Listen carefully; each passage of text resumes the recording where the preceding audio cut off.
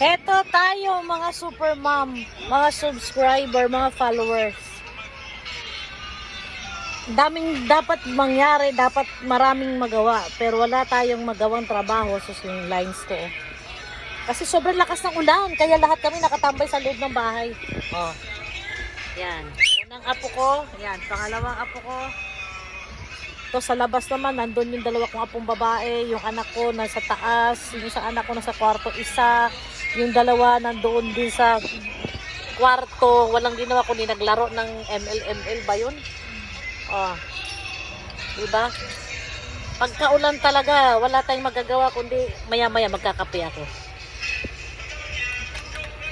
Hindi na ako nakakapag beauty routine, pero sa massage ko nito mga super mom, itong lines dito medyo bumabaw, di katulad dati sobrang lalim.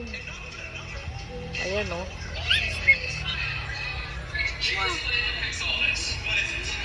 Actually today naka-schedule akong pumunta ng Valenzuela. Kaso lang, nagdadalawang isip ako pumunta kasi sa sobrang lakas ng ulan, may part sa Balintawak na malalim ang tubig. Ayaw ko na i-take risk ang kotse kasi ang Honda, Diyos ko, nakailang lubog na ba yan? 1, 2, 3 kundi 3, 4 na. Ano ba? Ang kukulit nyo eh. Yan, may kanya-kanya ng cellphone pero nagkukulitan pa. Sak, huwag mo na siyang gagalawin kasi. Sak, huwag mo na siyang galawin. Umigay ka ng sarili mo. Ngayon, ayaw ko na i-take risk kasi ang mahal ng gastos kapag nabaha ang kotse.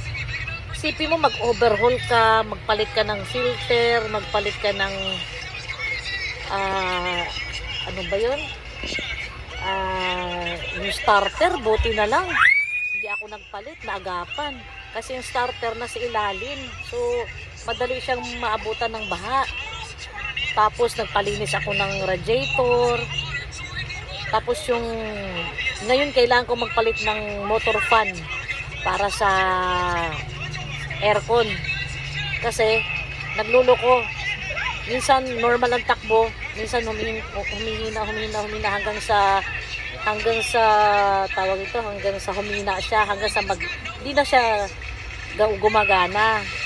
So nung nakaraan pinalinis namin sa electrician, okay naman, pero sabi ng electrician baka hindi na magtagal kasi nga kinalawang na yung fan, yung mga tornilyo kinalawang na, so kailangan palitan.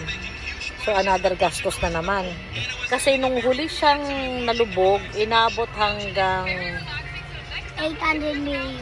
Hanggang pintuan yata, hindi ko na matandaan, pintuan. So kung hanggang pintuan sa may salamin, idabot talaga yung fan motor sa ilalim kasi yung fan motor nasa glove box, sa ilalim ng glove box, kaya inabot talaga siya. Kaya sabi ko sa asawa ko, isprayhan niya ng nagbibideo ako, akala niya may kausap ako. Sarili ko, kausap ko. Isprayhan niya ng ano yung pinapa-spray ko, eset na langis.